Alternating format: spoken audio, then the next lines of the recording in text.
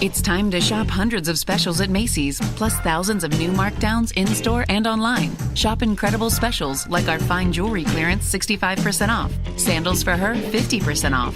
Save 60% on pillows and comforters. And Junior's dresses, rompers, and more are just $16.99 to $19.99. Or save 10 to 20% with your Macy's Carter Savings Pass. It's time to shop through June 25th at Macy's. Extra savings exclude specials. Savings off sale prices. Exclusions apply. When it matters, Secular Soup is here. And Secular Soup is here because of you.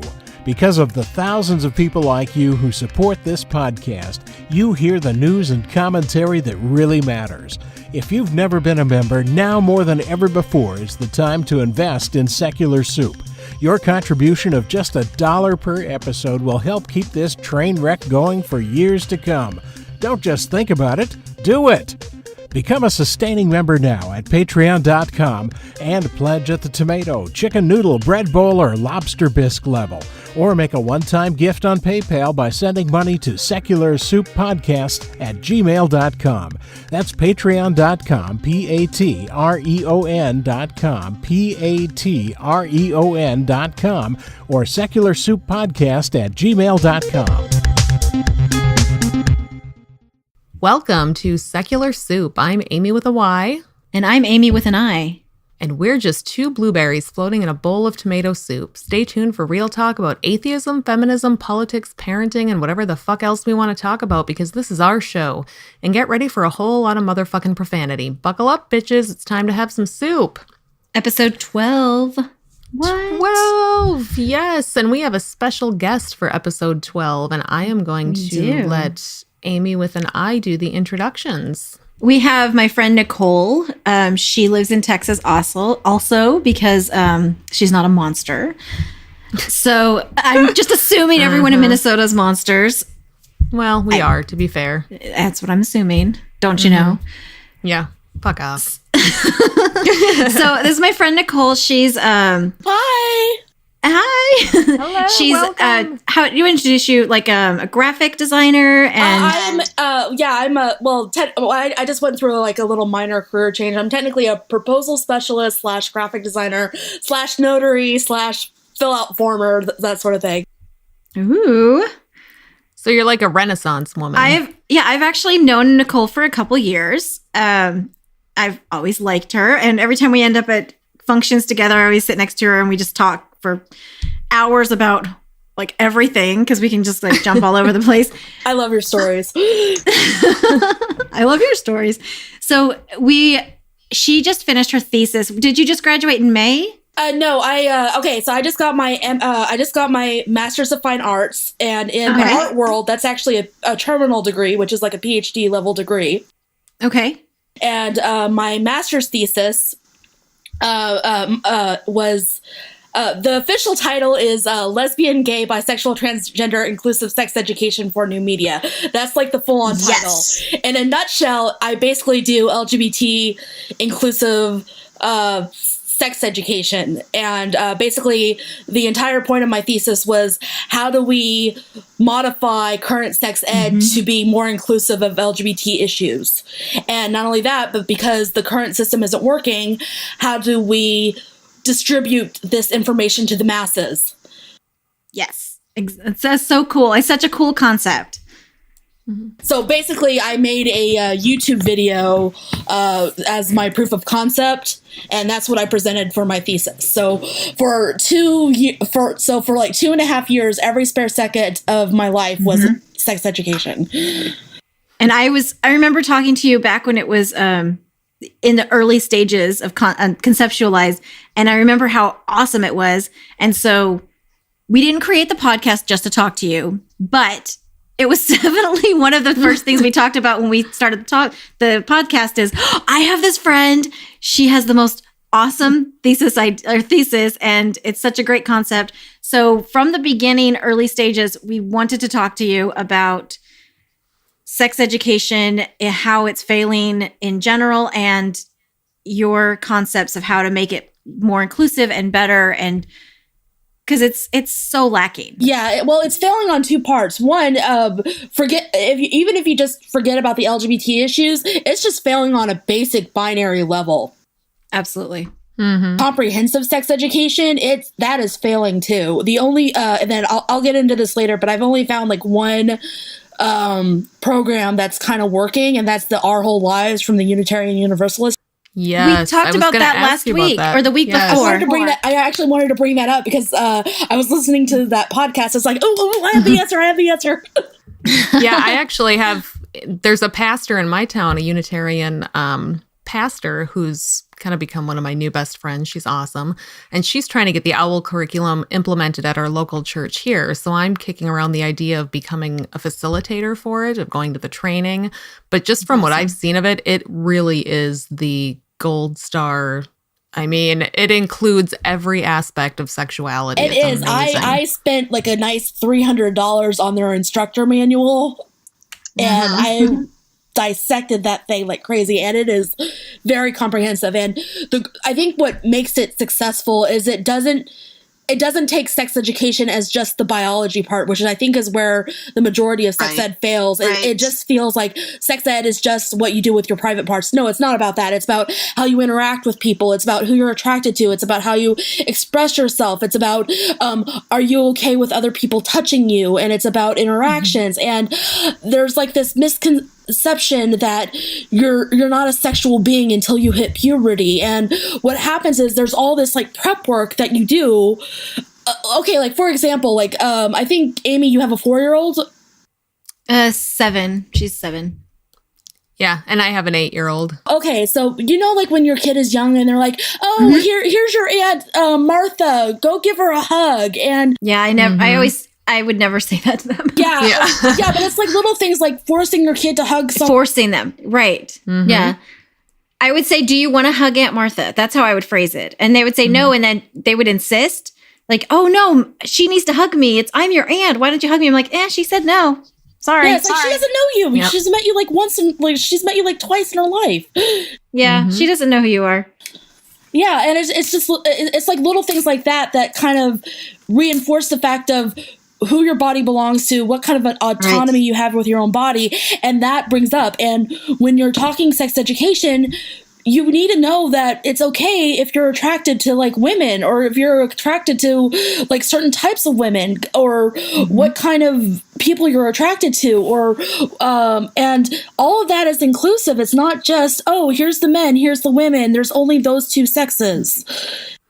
Yeah, and it's so much of it seems like it's focused right now on just here's how you prevent, even if it is quote unquote comprehensive, it's here's how you prevent pregnancy and here's how you prevent STIs, and that's it. It doesn't include any of the other stuff that you're talking about, which it needs to. Yeah, well, are you guys familiar with Dan Savage? Yes. Oh, yeah. Absolutely. I actually quoted him in my paper. He actually has this thing where current sex ed is like a driver's ed course where all you're learning is the mechanics of the car, and then they give you the keys and say, here, go on the roads. Yep. That's a good concept. Yeah, and I love that analogy because that's pretty much what it is. They're just teaching you how to use your private parts, but they're not teaching you, how to interact with people. And then current sex ed, if you get into an accident, they're like, see, your sex ed didn't work. And then they use the failure to basically prove that their lack of failure is not working. And it's like this circular argument, and it's just horrible. Yeah, Dan Savage has all kinds of awesome advice that I look back on just in raising kids and in raising boys specifically. He talks a lot about how porn is acting as sex ed for a lot of kids now because they're not getting anything. So they're seeing this porn and they're getting, just this idea of what sex is supposed to be and what it's supposed to look like. And that's terrifying. Well, what's funny is one thing I actually came across in my research was Pornhub. They actually came across this idea. So what they did was actually Pornhub is actually now making sex education videos that are not pornography at all, because they know that's where kids are learning sex education, and they don't realize that in porn it's only for entertainment. It's not how real relationship works. It's staged. It's not realistically based. Like that's not how sex looks or and a lot of it is marketed towards angry guys that are mad that they can't get these kind of women. Right. You know, and there's like all this sexism that's like, I mean, yes, there's like female friendly porn out there, but it's still like, that's not what relationship is. No. And then you have like all these like politicians saying, oh, we need to ban porn because kids are using it. And it's like, yeah, because we're failing them on the sex ed part. It's true. Very true. Yeah, something that has kind of kicked around in my head, especially since that's something that Dan Savage has talked about and I've been thinking about is, you know, I know my kid's going to find porn on the internet. I know it's happening. I'm not stupid. It's too bad that there's not like, I don't even know how to phrase this, like teen friendly porn, like something that they have animated stuff. It's terrifying, though. I don't know, something that, and I think part of the Our Whole Lives don't curriculum. Don't look at their search histories. Oh, I don't want to. But part of the Our Whole Lives curriculum, I know they have, or at least from what I understand, they have pictures of just naked people, like just in various ages and sizes and shapes and colors, and you see these visuals of what people actually look like. And I'm curious what you think of that, Nicole, from coming from that kind of visual perspective. Is that something that we need? In a way, yes, because that's actually kind of was my conclusion of my thesis. And actually what the main article that gave me the idea for doing this, apparently a lot of, I think it's the Advocates for Youth and like Rutgers University, they actually have launched an animated series on YouTube called The Maze. And it's kind of what I was planning to do with my thesis. So it's kind of like on that road where it's kind of like sex education for YouTube that's doing that. And then, but it's interesting how the porn is kind of taking over that because they know that's where it's going. And I really feel like, you know, like Planned Parenthood or something like that, they need to take control of this and like, you know, fund, you know, sex education videos and, you know, something like upon this or that, but it definitely needs to happen. And then Our Whole Lives is, I mean, if you want to go to the university, the UU site, and just purchase that book. I mean, it's about $300, but the instructor manual is amazing. That's good. Yeah, and the only downside to that is, you know, it's such a great curriculum, but it's at a church and it's limited in who it gets I guess targeted to, and it would be great. Like I've actually thought wish about the school districts would take it over. Yes, I wish they would. And I've talked to the pastor locally about that. I've said, are there schools that use this curriculum? And she told me that, well, she said she thought there were some that had tried it or had used it, probably not anywhere around here, but that it can not in used. Texas, that's for sure. Well, definitely not in Texas. But you can teach it with the secular. It doesn't have to have the spiritual component to it. Yeah, well, that was the thing. It's like I had to like go.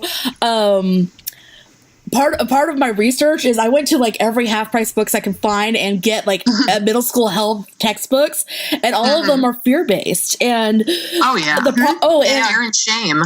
Yep. And the problem is that because this is such like a controversial topic, which I really don't feel like it should be, but the school districts are kind of determined on like who teaches what, and so you have like a person in Washington who's not being taught the same thing as a person in Alabama because the school districts, there's no consistent here's what we have to cover, or the school boards are saying, oh, we can't teach this, or they'll invite a expert to come in, and normally it's from a church. It's a church. Yeah.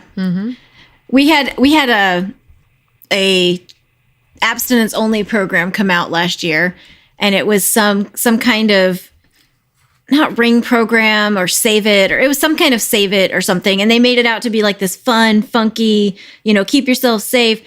And I read the pamphlet and I was like, oh, hell no. And so I signed my son out. And I live in a school district that's, you know, fairly rural and small, but there are atheists in the community and non-religious people in the community. But my son was the only one who opted out because that pamphlet slipped right under, like it almost slipped under my radar. And I signed him out. And he said that he was the only one. And he had to sit in the office and wait it out. And they got like prizes and candy and treats and everything. And he just had to sit in the office. Like it's not Yeah, cool. we had a it's not similar. fair.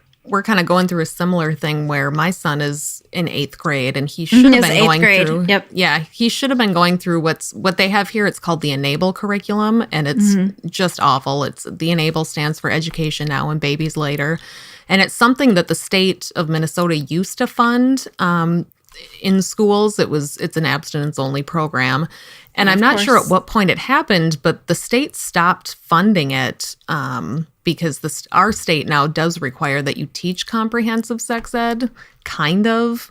But our school district went and got private funding so they could keep teaching the Enable program.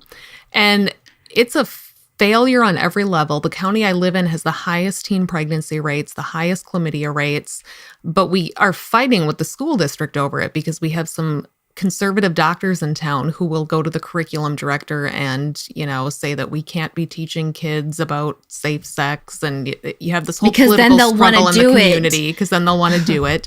Yeah. And then you have, the person who's in charge of this curriculum, the head school nurse, is a fundamentalist Christian who just fundamentally does not believe in comprehensive sex ed. But what she's managed to do is slip it under the radar. Most parents don't know what's being taught and what's not being taught. They keep the stuff they send home to parents very kind of clinical and boring looking. And yeah, that's how ours was. Parents don't know. I had to go to their website and find out that it was run by some local covenant church or whatever. And I read what they do for schools. I read the spiel they do for schools and then the spiel they do for churches.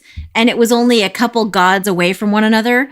And I was like, nope, my son I don't think he's going to be like instantly Christian. I just didn't think that the bad information needed to be mixed in with what I was teaching him. Well, and I'm in a situation barely listens as it is. So, well, now that mine ended up, I pulled him out of school. I'm homeschooling him now because of his anxiety. So now he just by default isn't going to have to go through the program. Good. But I kind of wanted him to be like my little spy in there to keep me informed on what was happening so that I can keep, I have a group of people in town I'm kind of working with to try to get this changed. And they include local doctors and clergy and... Can you put on like a sideways hat and pull your pants up too high? Or I don't know what kids dress like now. And sneak in the back and be what's up, I look pretty young. So you can just reach them through YouTube and you'll be fine. Yeah. Oh, that's better. That's smarter than trying to like dress up like a narc or something. Yeah. You're like, what's his happening? I don't know words. I don't know slang. Yes, I could pass for a very cool 8th grader, I'm sure. Nobody would notice. That would fly totally well. You're like, my hair's crimped? Is this a thing?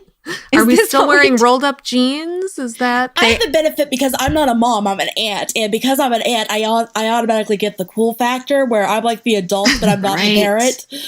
Yeah. I am not cool. Yeah, me neither. Well, it's funny being the aunt because it's like I'm like semi-responsible, or my niece and nephew, or I call them my nibblings.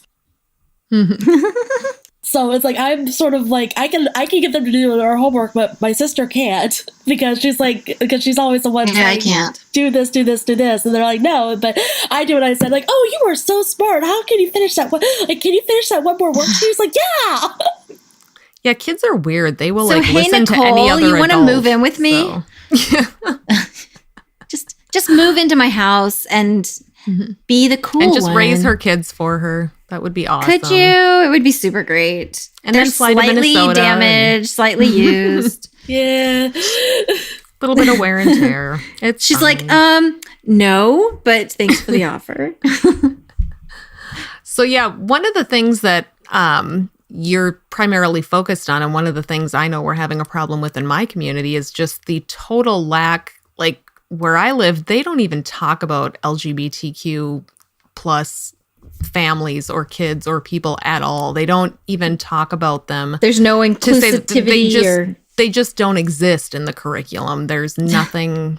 Well, actually, one thing is so here's some like facts and figures. Okay, so there's only 22 states plus DC where sex education is mandatory. So less than half of the states in America actually require sex ed to be taught. Okay, now out of that, out of those 22, only 13 states actually require that if you teach sex ed, it has to be medically accurate. So only 13 states require HIV and sex education to be medically accurate. Oh shit! And then and then 4 states actually require that if you talk about LGBT issues, it must be presented in a negative light.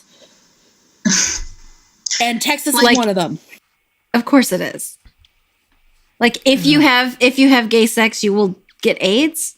Yeah, pretty much. That's what it is. Like if you mention any sort of LGBT issue in schools, it must be presented negatively. You know, I think I got that because I went to school in Texas. Yeah. I'm pretty sure I had a health class in my sophomore year in high school, and I'm pretty sure when it was taught by a coach, so you know he knew his shit, and it was like glossed over in like one day, and it was real fast, and it was like the same day he listed all the STDs, and it was basically homosexuality was wrapped into that, like in the same thing, like you will get diseases if you are engaged in homosexuality relations or homosexual relations. Which of course isn't true at all. No.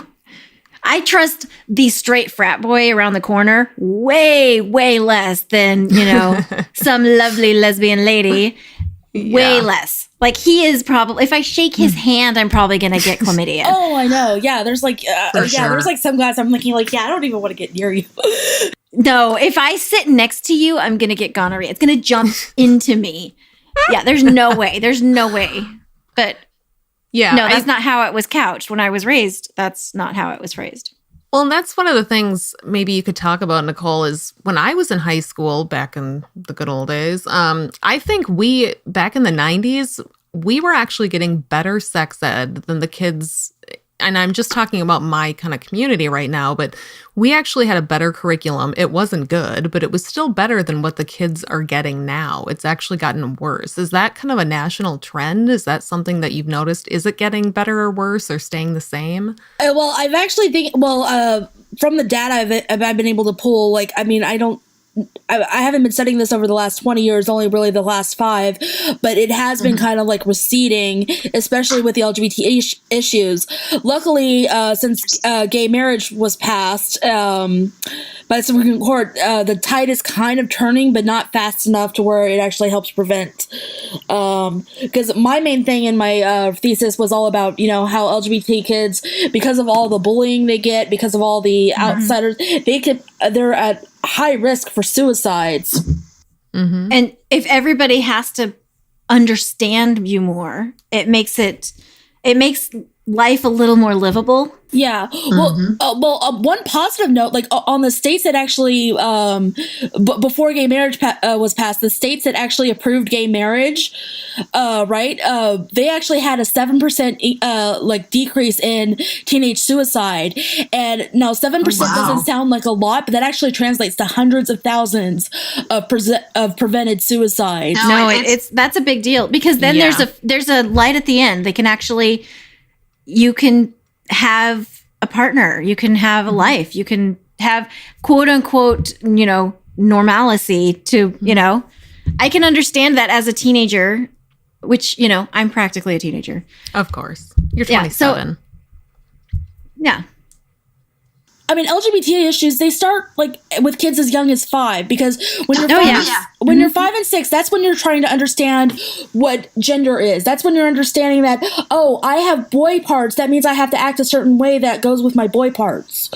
Right. And then there's, you know, it doesn't help that, you know, you buy them a truck or you put them in blue or whatever, which is a whole other issue. But it's the whole giving genders identities of, you know, this is what you do because you have, you know, a penis. And a lot of kids at like 5 and 6, that's when they actually do a lot of reporting about, you know, I feel like I was in the wrong body. And so, I mean, there's like this misunderstanding that, you know, the second they get into teenage years, that's when they start becoming gay. No. It's all from when you're like 5 and 6. Oh yeah. I knew I have a gay son, and I knew he was gay. I suspected when he was like very young, like 3 and 4, but I knew by the time he was 8. He didn't come out to me until he was 11, and I was not surprised. I just, you know, hugged him and told him, because he was like, I'm gay, but I'm not really sure. I'm like, don't label yourself with anything at 11. I still don't know who I am. And I'm, Yeah. the age that I am. Labels are actually the opposite of understanding. It's like when you're labeling someone, that's when you're trying to put them into a box. Exactly. And that's what I told him. I was like, don't label yourself. I'm not going to label you. You love who you love. And I will always love you. Just, it's unnecessary to label yourself. I am this or I am that. You could say I, have an attraction towards men. And I'm like, okay, cool. I have attraction towards both or whatever. Okay, cool. I'm like, just don't. That's what I told him. Basically, it was don't put yourself in a box at 11. Just, hopefully it was the right answer. I don't know. But I have a friend who's been kind of dealing with, she has a 13-year-old and, she would tell me, she's like, I just know this kid's gay. I've always known. I can just tell. I know it. And this friend of mine has always been, a big LGBT advocate. She goes to Pride, before she had kids, she was always an advocate. And this is one of her issues that she cares about. And she would talk about how she knew her daughter was a lesbian. She was just waiting for her to tell her. And over the past couple of years, her child did come out at some point, and she actually threw her a party. She said, well, great, let's have a party. They got a cake and everything. And then it turned into, I think I want to start using gender neutral pronouns. And so they did that for a while. And now it's, I think I identify as male. And, she's, as a mom, she's doing awesome. She's doing everything she can to be supportive of her kid and respecting It's a good family their for that wishes. kid to be in. It really is. And she said that as a mom, she gets frustrated because she gets so many people telling her, oh, you're such a great parent for doing, that's being a parent. That's what she's you like, do. no, I'm doing the bare minimum. I'm doing what you do as a mom. You support your fucking kids and you respect their wishes and you call them what they want to be called. And I don't love them any less because, she's like, I'm having a hard time with the pronouns. And of course you do, because you've been talking a certain way your whole life. But she's trying very hard and she's making sure that her kid gets what they need at school. And it's it's a tough spot to be in a rural area. Well, and for the families, it is hard because I have a really good friend whose son, came out as trans in probably first started showing signs around 5. And so she, as a mother, she was very open and honest about it. She had this blog and she shared a lot about it, that she had it was a mourning process because she missed her baby girl. She missed her baby girl. She loves her son completely, loves him with every fiber of her being. Her daughter. Exactly. And so it's this mourning process. And then she felt guilty for mourning her daughter, but it's understandable to a certain extent because it's not that you want your child to be anyone other than they are. You have this image in your head when you hold that baby at the very beginning, and it's the death of that.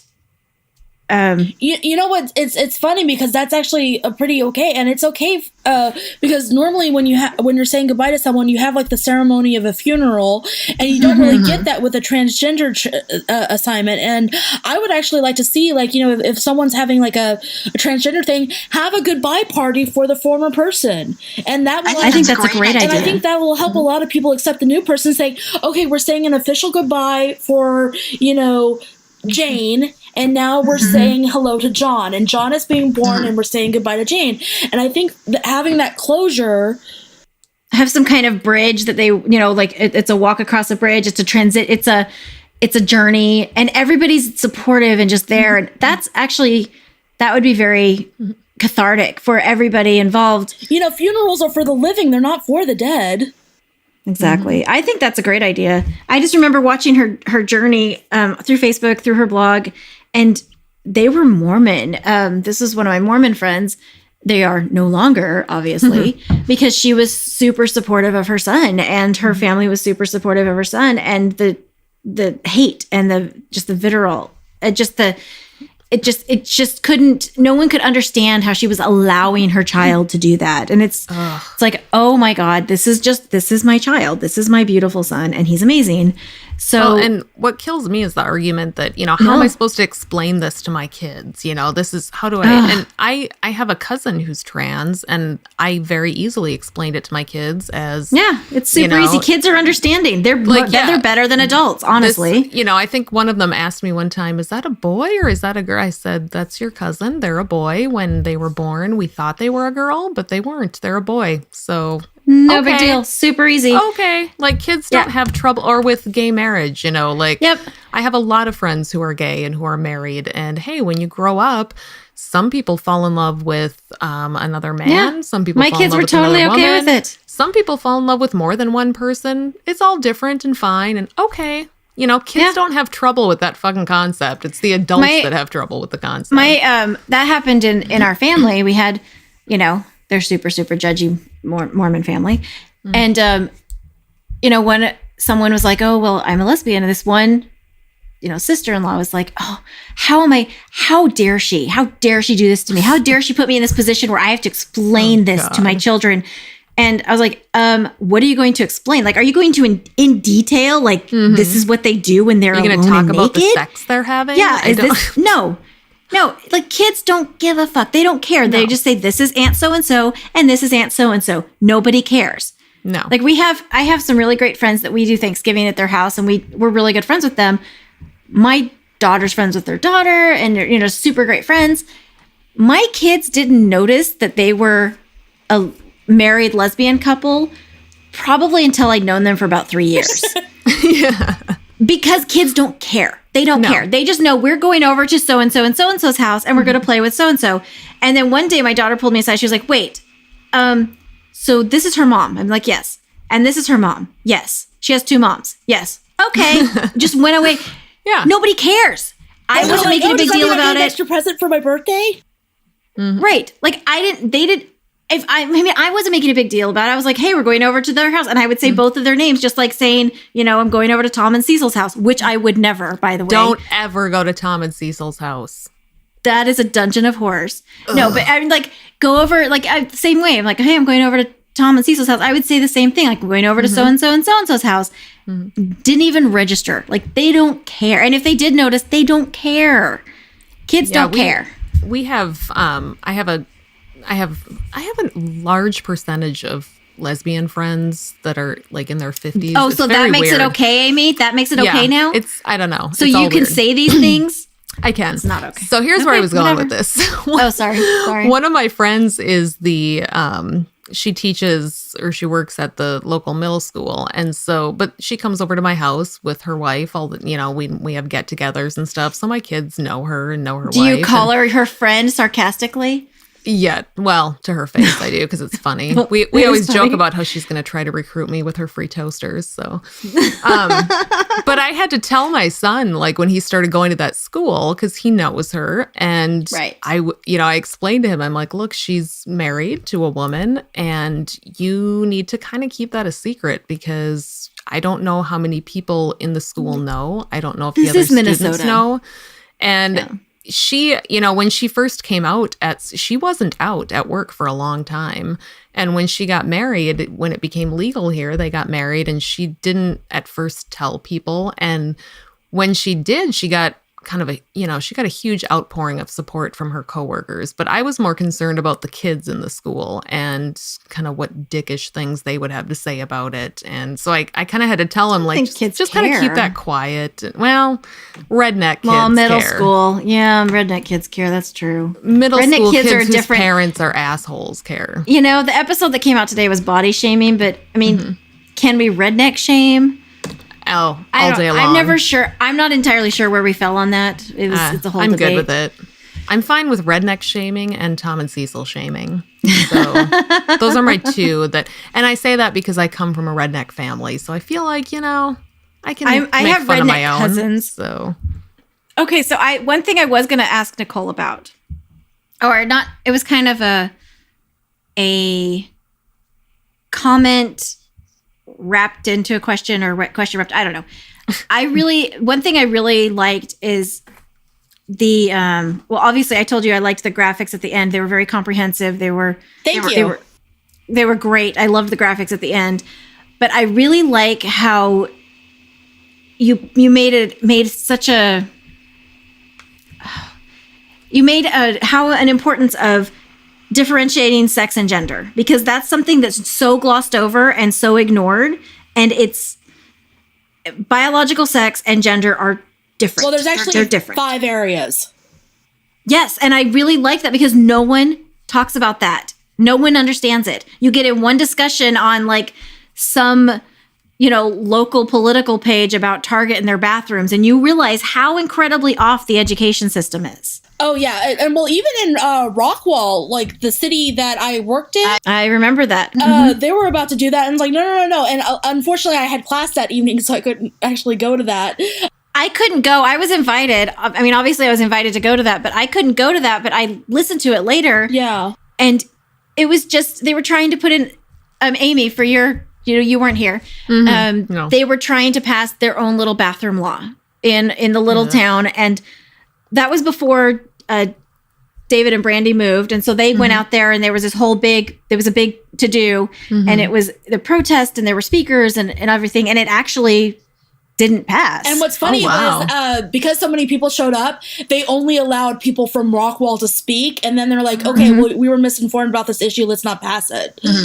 Right. You know what? I think I remember hearing about this. Well, they put it on Dogma Debate. Yeah. They played the whole thing on Dogma Debate. On a podcast that I Yeah, they have did play heard. the whole thing on Dogma Debate. Yeah, when So- a certain podcast was good. Yes. I remember listening Before to it was that. behind a paywall. What? Yeah. Back to the 5 areas. Okay, so I in my because the whole point of my thesis was to create a visual solution to this issue. Yes. Because I actually had to do something with all this data that I researched. So I made all these infographics on, and then I made this one where it was 5 areas of gender identity. So 1, you have identity, which is how in your head you defined what you are. Then you have your expression, which is how you present yourself through, like, your actions, your dress, your demeanor, like how if I want to wear a plaid shirt and jeans and boots, then that does not necessarily make me a lesbian, Although you would rock it. Yeah, I know, right? And then, Right? Yeah, and then I split attraction into 2 things. There's romantic attraction and sexual attraction. Now, I think we all are attracted to some people, but there's no way we could love them. Yes. So that's why I split up the 2. So, and then a lot of times there's Interesting. you're romantically attracted to someone, but there's no way you're sexually attracted to them. I have that makes a lot of sense too.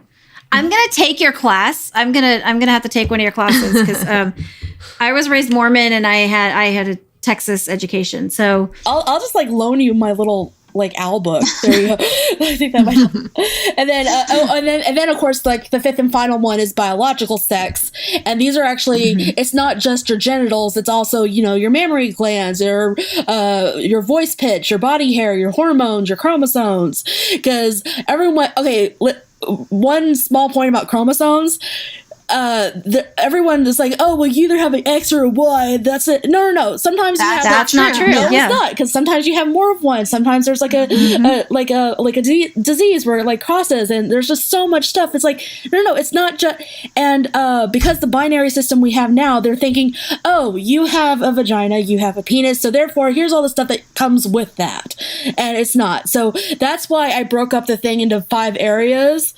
And then not only that, but in those areas, it's a spectrum. It's not either or. It's you can be both. It's that's where, bisexuality comes from. That's where you get oh, I'm a butch female, but I'm really into girly stuff. Or you're both the parents. Did you watch Despicable Me? Oh, yeah. Okay, you know that middle child who's a tomboy, but she wears pink? Like that. So sometimes you get the combinations, and then so for my thesis, I designed a very gender neutral human form, and I tried not to make sure that it didn't look like it had boobs or because just the silhouette of what a female versus what a male is, I had to be very, very careful of every single design decision I made for this thing. And that's actually what my thesis paper actually, I have 100 pages on why I chose the colors I did, why I did the form that I did, why I did. Yeah, Amy, I'm sorry that you had to read that. skimmed. I got distracted by the pictures a lot because I really liked the pictures. Oh, thank you. In fairness, 30 pages is my works cited. So, in fairness. Yeah. Right now, I'm looking at the LGBT community flag gradients. Oh, that's actually okay. That's why I picked orange, is because orange is actually the least used color in explaining LGBT issues.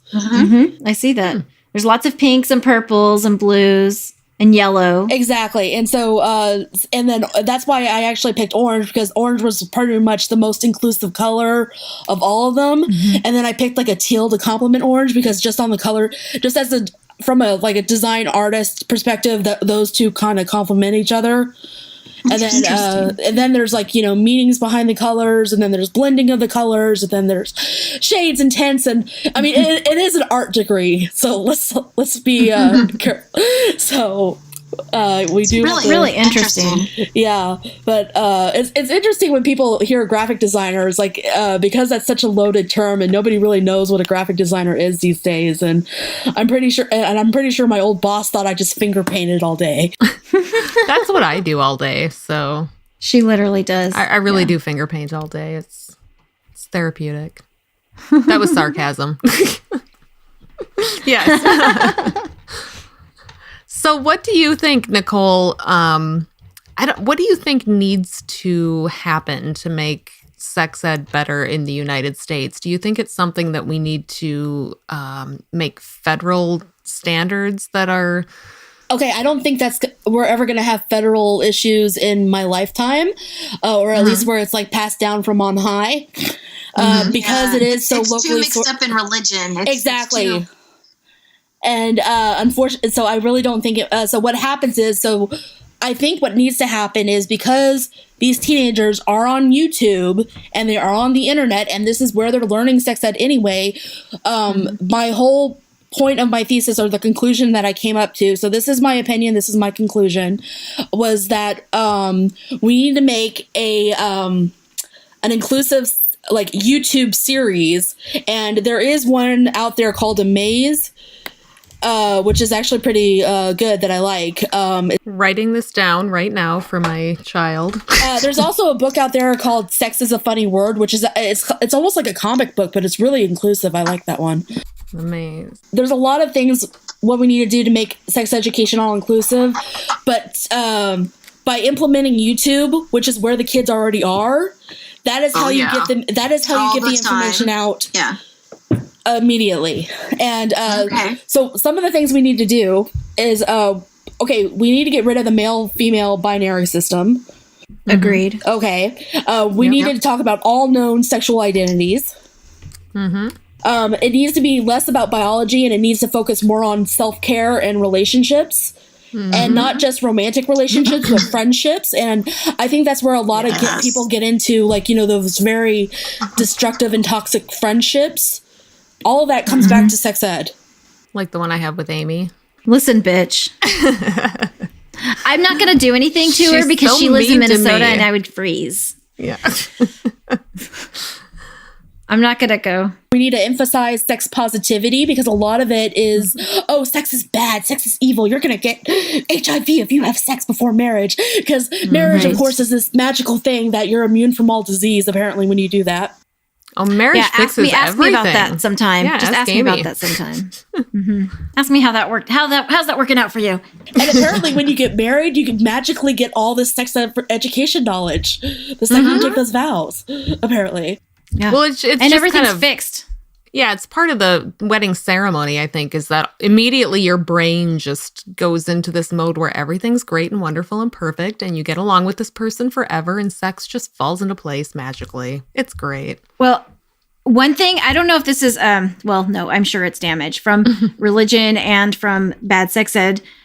When I was younger, especially, I equated sex with love. Yeah, that's why I separated the two attractions.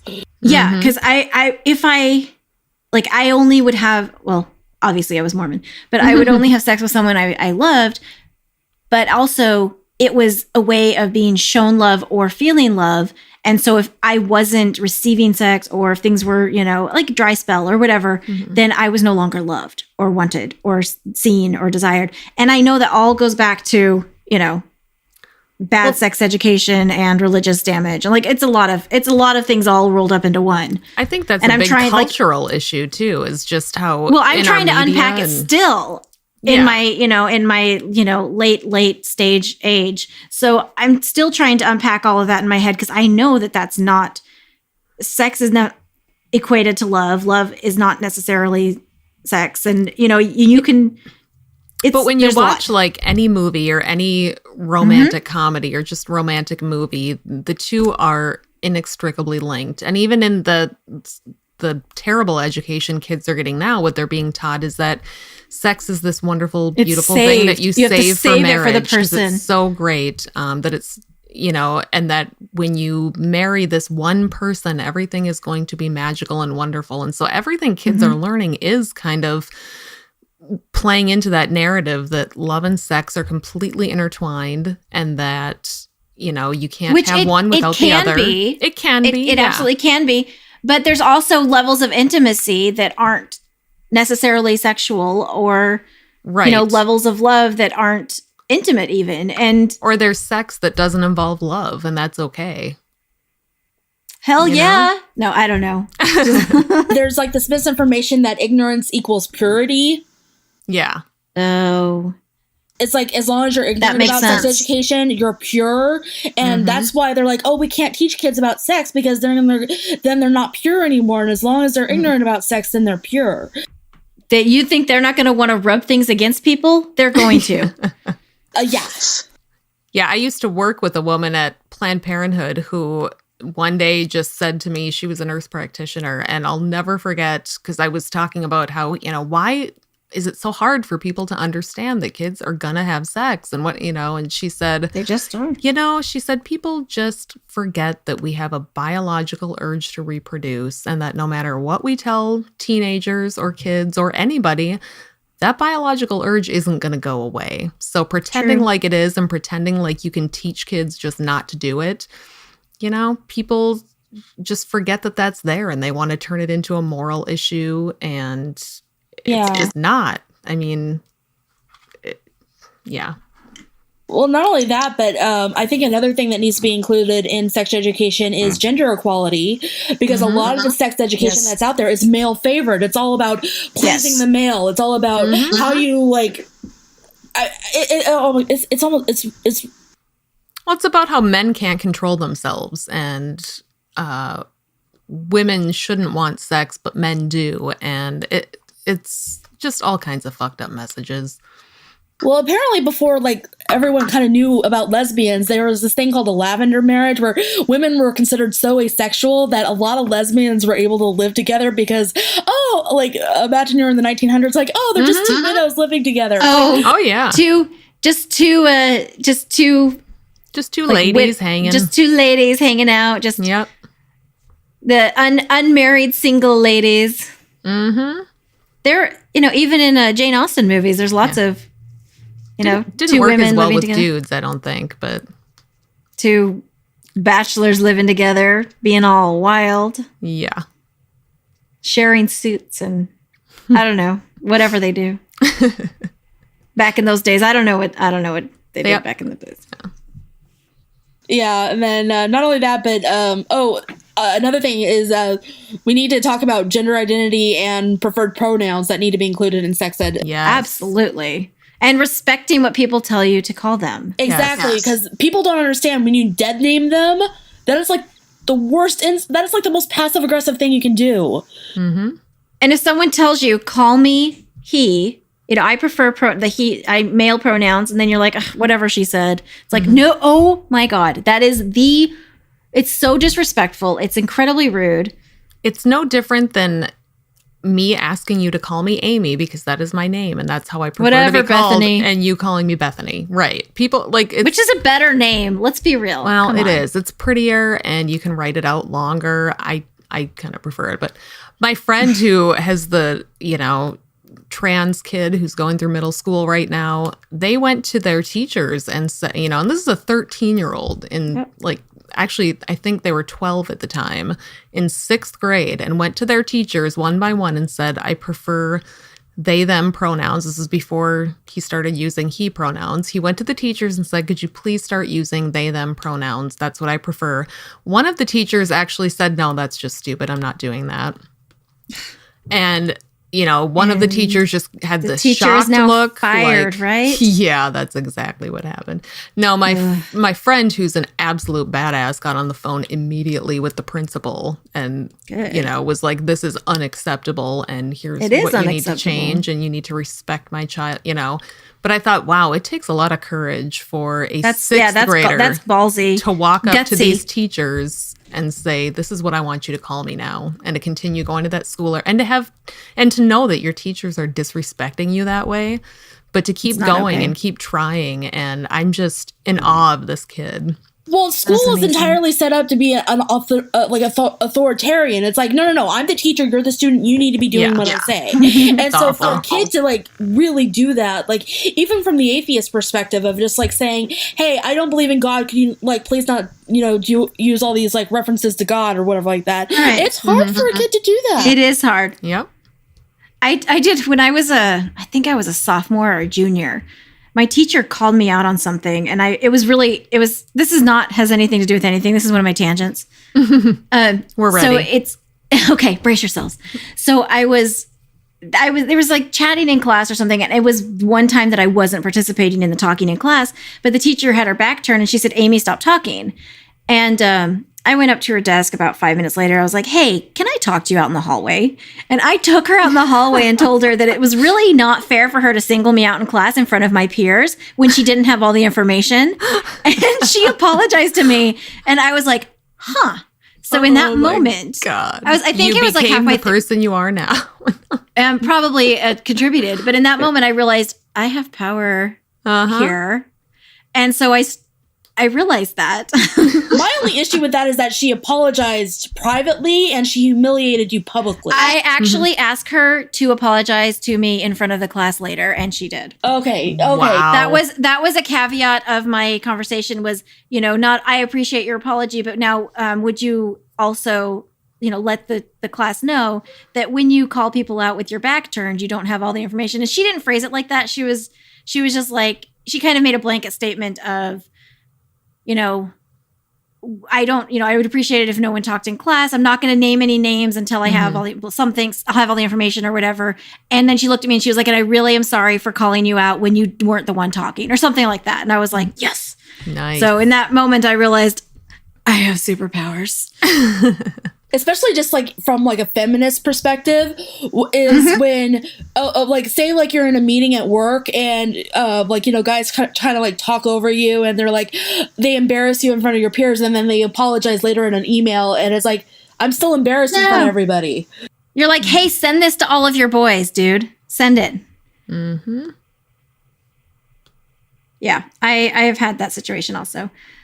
So do you have anything else that you want to like make a point of, or just that, you know, kids are on YouTube, so that's I think is the future is in how to get to them with this information. So I think what needs to be done is so my thesis conclusion was that a trustworthy YouTube series needs to be made that's all inclusive, and it's something that needs to be trusted by the parents because kids are afraid to come to their parents to ask for this information. But if you had like a YouTube series that you can refer them to saying, hey, I know you're not comfortable coming to me, but I'm okay with you going to this website to learn what you need to learn. Absolutely. And what do you think is a good organization or, you know, group to take the lead on that sort of thing? How do you envision that playing out? Advocates for Youth. They would be good. Okay. Youth Tech Health. Mm-hmm. I know Rutgers University is doing some stuff. Good. Of course, Our Whole Lives. If you can get that stuff. One book I recommend is the Sex is a Funny Word. Mm-hmm. Okay, I wrote that down. And what was the and name I will take you up on borrowing your owl book. I will. Mm-hmm. Yeah. I'm never going to return it. No, just kidding. It's $300. I will totally return it. I'll give you one of my kids as collateral. It'll be cool. Don't fall for it. She never is taking the kid back. It'll be the teenager. Mm-hmm. And like I mentioned earlier, Pornhub is actually doing online sex education, and I haven't. Okay. When I read that article, it was just in its infancy, but I'm really looking forward to seeing what they come up with. So my 14-year-old needs to do some research on that, is what you're saying? Well, no, it's report just like back to us. Look it up first, and then see if they're like, okay, you can go to this. But I think when parents have like trustworthy sites, because kids are afraid to come into their parents, it's like, because it's such an awkward topic, and if you dance around it, it just makes it more awkward. But for me, I mean, my dad, I remember like the whole sex ed talk, how it happened for me was I just finished watching this Advil commercial and it mentioned menstrual pain. I was like, Dad, what's menstrual pain? It's like, okay. Well, I asked, because I knew babies were in the belly, and I asked how they got in there. And so that started. So awkward. But my mom was always very, if you're old enough to ask, she would tell you. And she went the biological route. But she told me exactly. And then I had nightmares for weeks because I was afraid my parents would get stuck together. Because there was no like actual description and I was only 9. And so then I was afraid that someone was going to do that to me sometime and they would get stuck. And God. Basically I was just afraid that I would just have like a man attached to me forever. I know. Well, you took care of that. Amy. So yeah, done. Almost. I really like, for younger kids, I really like I don't know if it's Robbie or Robbie Harris books. Are you familiar with those, Nicole? No, I was going to recommend, I forgot here. Are you familiar with like the Vlogbrothers? They're called Hank and John Green. No. Okay, well, they're John Green apparently is an author. He writes a lot of like teenage books, like I think a lot of them have been made into movies. Paper Moons and Paper Towns, or he's the one that wrote the one about the girl that dies. Okay, so anyway, him and his brother, they're called the Vlogbrothers, and they actually created this huge online videos that actually revolutionize online education. And a lot of them actually do a lot of sex ed and all that, and they actually do, I think there's like a I forgot her name, but there's actually one that does do sex education, but they have like this whole family of online videos that are just like revolutionizing online education, and it's done by the Vlogbrothers. And so needed. Yeah. Yeah. As a secular homeschooler, I'm going to need a reference to that because... You know what? If you have my thesis, just go to my works cited. All that's listed in there. Oh, yes. I will do that. I sent it to you, didn't I, Amy? I mean, probably. I don't think I saw it in my email, but... Okay, I'll resend it. It's around, I'm sure. If you just go to my works cited, that has every single reference. Okay, that's why my works cited is 30 pages long, because I had to reference every... Excellent. That's excellent. Well, the Robbie Harris books are, I have them for they make great ones for younger kids. There's one for like around age 4 that's called It's Not the Stork. And it's a great, straightforward book that teaches kids it's got drawings of bodies and body parts and what they're called and how a baby gets made. And it's not, incredibly graphic, but it's age appropriate. And then, I bought one for my teenager about puberty. But when you talk about the YouTube videos, it just makes so much sense. I can't get my kid to read a fucking thing, but they will both watch YouTube all day long. So right, it's called Crash Course. That's what it is. I just had to look that up online. It's called Crash Course. Yeah. Okay. I will be using that. But yeah, both of my kids are watching YouTube as we speak, separately in different rooms, but they're both watching YouTube right now. Mine are too right now. So I heard you mention in an earlier podcast about how YouTube now is what the real world was for us back in the day. Mm-hmm. And I actually have the answer to that. It's the authenticity, because when they're that age, like all the scripted TV shows, they're understanding the fact that, oh, this is scripted, this is fake, this is like it's a planned out event, right. And it's and they're graduating from cartoons and they're trying to learn what's real. YouTube to them is really authentic, and it's kids telling other kids what their opinions is. That makes a lot of sense. That does make sense, actually. This is why we're going to take off like a rocket, because we're doing the same thing for adults. Yeah. Right? We're the YouTube for adults. I think they have YouTube for adults already. Isn't that a thing? Shut your dirty whore mouth. We are trendsetters. Sorry. All right. Well, I think, Nicole, you're probably doing more good for the general population than Amy and I are, even though we do have the best podcast, but I don't think we're changing lives in the same way. Well, now that I have this thesis and I graduated, it's like, what do I do with my thesis from now on? I just started a new job, so that's pretty much taking up all my time. Mm-hmm. Have you been on Netflix lately? I mean, that's always a good way to spend all of your life.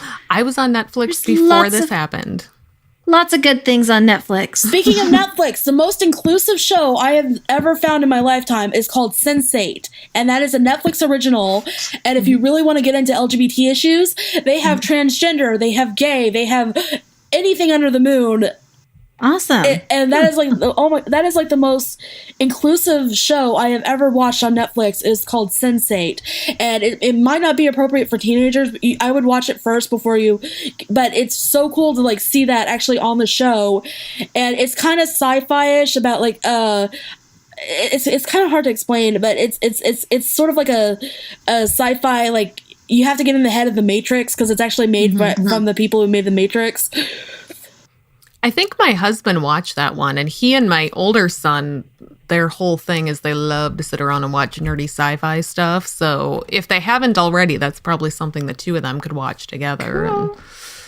All right. So the YouTube channels, we have the book recommendations, we have and Sense8. We'll put as much of this into our show notes as I get can on figure that, out Amy. how to do. So because sex education is so lacking, and we've been wanting to talk about it for a while and just kind of it's so much talk about worse how than it's failing realize. And how we can fix it, and we can't do anything. I mean, we're not powerless, but you know, we can't do it by ourselves. We can start the conversation and get people pointed in the right direction as much as, you know, our limited power. Well, and I think parents just need to start paying more attention. You know, most of my friends with kids going through school tell me how to live my idea. life. I will tell you everything about how to live your life. Well, for parents, it's such an awkward topic. They're so easy to like, oh, I'll just let the school teach them and I don't have to worry about it. Yeah. And they assume the school is teaching them. That's the problem. But then you have the flip side where your kids are too comfortable. Like my kids were telling me sex jokes the other day. And it was like, I am scarred for life by what I was told. I will not record it or repeat it, but I'm scarred for life because my children are so comfortable telling me things, which I am, you know, well done me, you know, yay, pat my own back. Yeah. But then I was like, maybe I should have put some fear and repression in them just a little bit. So they're not sitting there telling me these things and I'm just like traumatized now. Yeah. I don't think it's like the repression. I think you need to talk to them about like what's appropriate for what audience. But I want them to feel comfortable. So I just said, dude, that might have been too far. Like, and he was like, oh, whatever. But like your mom doesn't want to hear about that stuff. I want to pretend like my kids are never ever going to be sexual beings ever. And I'll just live in that fantasy for the rest of my life and everything will be fine. Or having to explain to the principal why there was gay porn on their Chromebook. I don't know. That was a while ago. Yeah. All right. So if there's nothing else, I will wrap this up. Is that okay? Well, I know Nicole wanted to give a shout out to our wonderful editor, Rich Lyons. Yes, I do. Rich Lyons. So if you want to fangirl for a minute, you go right ahead. Go for it. I'll tell you a story about Rich Lyons. Okay. Please do. When I decided to become, I was always kind of an atheist, but I was more like an apatheist. And then I decided to become like, you know, I'm going to be in the atheist movement and I'm going to like, you know, do that. When I decided that his podcast, The Living After Faith, was the first podcast I encountered when I wanted to become that. And so he actually is very important to me in my atheist journey, Rich Lyons. Yeah, so Rich Lyons, if you're listening to this, I love you, man. You and Deanna are awesome to me and you mean a lot to me. So that's awesome. Yay, Rich. He means a lot to this podcast too because he fixes all of our bad stuff. Oh, we have lots of mistakes. So many mistakes. But yeah, All if right, you we're want to going to cut wrap it Amy up, with a go white right out of ahead. this entire episode. Just heads up, Rich. Just cut her out completely. Yeah, go ahead. I didn't contribute much. Ever. All Well, right. this is fun. Thank you for inviting me. No problem. Anytime. Yeah, thanks for coming on. It's fun.